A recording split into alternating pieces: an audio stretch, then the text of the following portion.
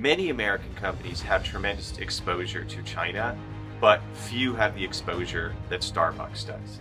So the National Legal and Policy Center put a proposal on the ballot asking Starbucks to issue an audited report to shareholders about the risks of their entanglements when it comes to the number of operations and supply chain issues that it has when it comes to the Chinese Communist Party.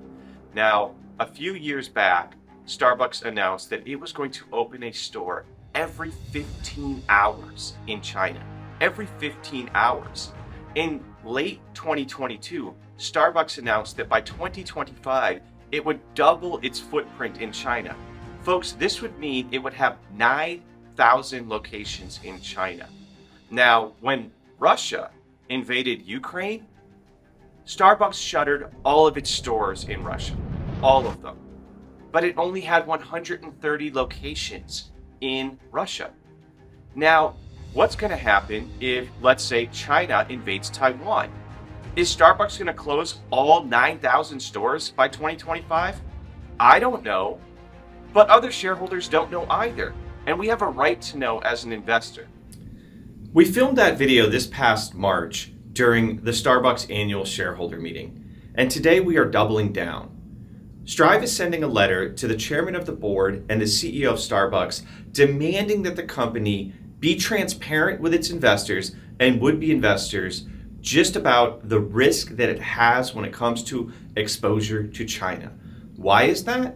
Well, because all these months later, Xi Jinping taking his third term, unprecedented, the aggression that they continue to show towards Taiwan creates geopolitical risk to all Starbucks shareholders, and the company is not explaining those risks in nearly enough detail.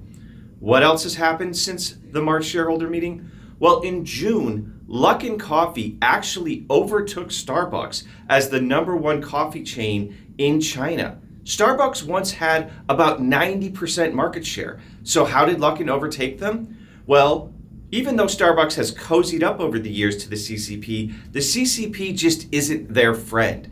They do a lot to benefit local competitors, not just in the coffee space, but across numerous industries that harm American businesses. And Starbucks has such broad exposure to China that's why we're sending the letter. We're demanding transparency on behalf of our clients and all Starbucks shareholders.